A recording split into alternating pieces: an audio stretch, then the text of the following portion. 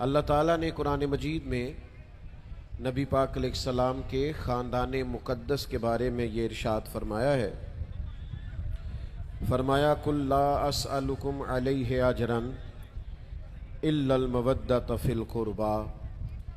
اے محبوب علیہ السلام، آپ اپنے غلاموں سے فرما دیں کہ میں تبلیغ دین پر تم سے کوئی اجر نہیں مانگتا، الا المودۃ فی القربى، بس میرے قریبیوں سے محبت کرتے رہنا۔ نبی کریم صلی اللہ تعالیٰ علیہ وسلم نے بیان فرمایا، حضور فرمانے لگے کہ اللہ تعالیٰ سے محبت کرو، وہ تمہیں رزق عطا کرتا ہے، اور مجھ سے محبت کرو، میں اللہ کا رسول ہوں، اور میری اہل بیت سے پیار کرو کیونکہ میری اولاد ہے۔ یاد رکھیے گا کہ دنیا میں سب سے زیادہ مضبوط وہ شخص ہوتا ہے جو اپنے گھر کے اندر مضبوط ہوتا ہے۔ جو لوگ گھر کے دکھوں میں، گھر کی آزمائشوں میں، گھر کے مسائل میں گھرے رہتے ہیں، وہ باہر بھی کوئی کارنامہ سر انجام نہیں دے پاتے۔ نبی کریم صلی اللہ تعالیٰ علیہ وسلم نے ہمیں ایک گھر بنا کے دکھایا ہے۔ حضور نے ایک کاشانہ نور ہمیں بنا کے دکھایا کہ گھر اس طرح بنتا ہے، اور نبی پاک علیہ السلام نے فرمایا میں ظاہری طور پر جا رہا ہوں گویا، لیکن تمہیں دو چیزیں دے کے جا رہا ہوں، اگر تھام کے رکھو گے تو گمراہی کبھی تمہارے پاس نہیں آئے گی۔ یا رسول اللہ صلی اللہ علیہ وسلم، وہ دو چیزیں کون سی ہیں؟ تو فرمایا کہ اللہ کا قرآن دے کے جا رہا ہوں، دوسرا اپنا خاندان دے کے جا۔ حضور کا خاندان کیسا تھا، ان کا طرز حیات کیسا تھا، دو چار باتیں آپ کی خدمت میں عرض کرنی ہے۔ سب سے پہلی بات تو یہ ہے کہ نبی پاک علیہ السلام کے خاندان نے انتہائی سادہ زندگی گزاری ہے۔ یہ جو آج ہم بہت زیادہ خواہشات میں پڑ گئے ہیں اور لمبے چوڑے خرچے بنا لیے ہیں، اور ضروریات کی بجائے خواہشات کا سارا مسئلہ بن گیا ہے، مہنگے لباس، مہنگے گھر، مہنگی گاڑیاں۔ حضور علیہ السلام نے اپنی اولاد کے لیے دعا مانگی، جو جامع ترمذی میں موجود ہے۔ کریم اللہ کی بارگاہ میں عرض کرنے لگے، اے اللہ، ایک وقت روٹی دینا اور ایک وقت فاقہ دینا۔ حضرت عائشہ صدیقہ رضی اللہ تعالیٰ عنہ فرماتی ہیں، کئی دن گزر جاتے تھے، گھر میں چولہا نہیں جلتا تھا، کھجور اور پانی پہ گزارا کر لیا کرتے تھے۔ یہی حضور نے طرز زندگی اپنی اولاد کو بھی سکھایا ہے۔ اللہ کے محبوب علیہ السلام سیدہ فاطمہ رضی اللہ تعالی عنہا کے کاشانہ نور میں تشریف لے گئے تو سیدہ پاک نے نئے پردے لگوائے تھے اور کچھ بازو پہ نئے کنگن پہنے تھے۔ حضور واپس تشریف لے آئے۔ سیدہ پاک نے مولا علی شیر خدا رضی اللہ تعالیٰ عنہ کی خدمت میں عرض کیا، کریم آئے تھے، کوئی بات ہی نہیں کی، لوٹ گئے۔ مولا علی شیر خدا حضور کی عالی مرتبت بارگاہ میں حاضر ہوئے، یا رسول اللہ کیا ہوا؟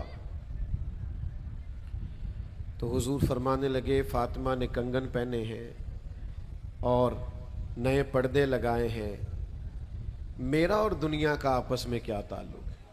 تو میرے پیارے بھائیوں، بالخصوص نوجوانوں، اپنی زندگی میں سادگی لائیں، اس سے برکت ہوتی ہے، اور سادہ طرز زندگی پھر بھی آسان ہوتا ہے۔ دوسرا، نبی پاک علیہ السلام کے خاندان کا کمال دیکھیے۔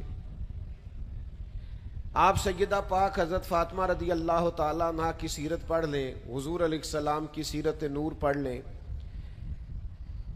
آپ کو ہر سیرت نگار یہ لکھتا ہوا نظر آئے گا کہ مہینہ مہینہ چولہا نہیں جلا، ہر سیرت نگار پر۔ پتہ مزے کی بات کیا ہے؟ وہی سیرت نگار چند صفحے آگے جا کے یہ بھی لکھے گا کہ جو دروازے پہ آیا ہے اسے جھولی بھر کے عطا فرمایا گیا۔ دو جہاں کے شاہ ہیں پر پاس کچھ رکھتے نہیں، دو جہاں کی نعمتیں ہیں ان کے خالی ہاتھ میں۔ یعنی امام حسین رضی اللہ تعالیٰ عنہ کے پاس ایک سائل آ گیا تو آپ نے فرمایا تھوڑی دیر ٹھہرو، تھوڑی دیر کے بعد رقم آئی، آپ نے اسے دی تو 1000 دینار دیے، اور دینے کے بعد کہنے لگے معذرت کرتا ہوں، آپ کو تھوڑا انتظار کرنا پڑا۔ یعنی خود بھیک دیں، خود ہی کہیں منگتے کا بھلا ہو۔ آپ کو حضور کے اہل بیت نبوت میں یہ ملے گی کہ وہ کثرت سے سجدے کرنے والے لوگ تھے، آج ہماری محفلیں لمبی ہیں، نمازیں چھوٹی ہیں، صرف جلسے کرا کے لوگ عاشق رسول بننا چاہتے ہیں۔ محض جلسوں سے، محض نعروں سے عشق رسول ثابت نہیں ہوتا، آپ کو اس کے لیے عملی جد و جہد بھی کرنی ہے نا۔ نماز بھی تو حضور نے فرمایا نا میری آنکھوں کی ٹھنڈک ہے۔ اور اگر آپ عشق رسول صرف اسی چیز کا نام ہے کہ نوٹوں کی دتی اوپر جا رہی ہے اور نیچے آ رہی ہے، اور میلاد کی محفل کے اندر بھی آپ نے صرف مالداروں کو اگلی سیٹوں پہ بٹھا لیا ہے، اور جس کو 35 سال ہو گئے مسجد میں فجر کی اذان دیتے ہوئے، اس کو میلاد کی محفل کا اسٹیج بھی نصیب نہیں ہوا، وہ پھر بھی پیچھے ہے اس لیے کہ پیسے کوئی نہیں نا پاس۔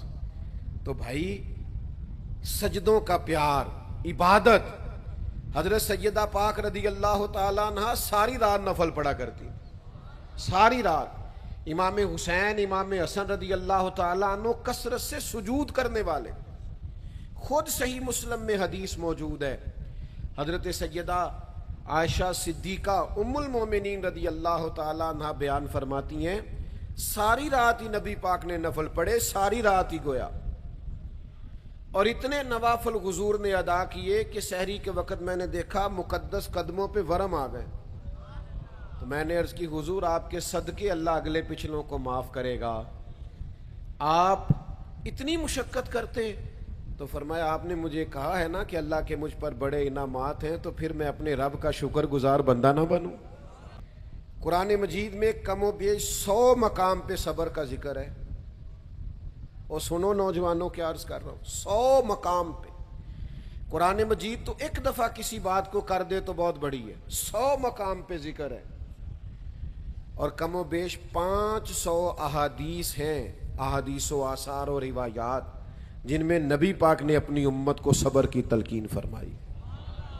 اور ان ساری باتوں کو جمع کرنے کے بعد مولا علی شیر خدا رضی اللہ تعالیٰ عنہ فرماتے ہیں جو انسانی جسم میں سر کا مقام ہے نا، وہی دین میں صبر کا مقام ہے۔ آپ کو نا حضور کی اولاد پاک میں استقامت بڑی ملے گی۔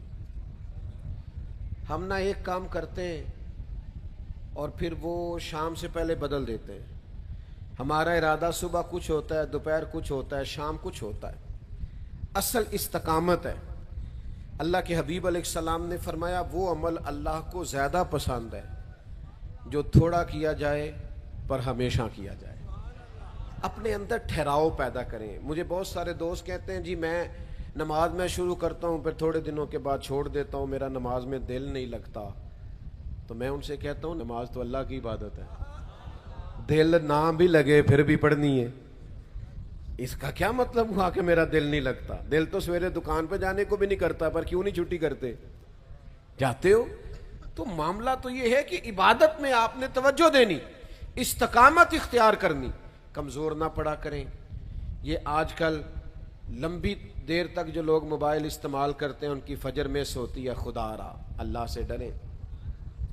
اپنی نماز کے معاملے میں اپنے آپ کو استقامت والا بنائیں، اپنی عبادات کے معاملے میں اپنے آپ کو استقامت والا بنائیں، اپنے ماحول کے اندر آپ تقوی لے کے آئیں، پرہیزگاری لے کے آئیں، خوبصورتی لے کے آئیں۔ آپ خود محسوس کریں گے کہ آپ کے اندر ٹھنڈک پیدا ہو رہی ہے، اطمینان پیدا ہو رہا ہے، سکون پیدا ہو رہا ہے۔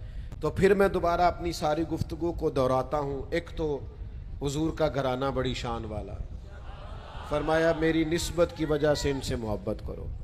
دوسرا نبی پاک کے گھر میں سادگی ہے، تیسرا سخاوت ہے، چوتھا عبادت ہے، اور پنج تن پاک کا صدقہ، پانچویں بات استقامت ہے۔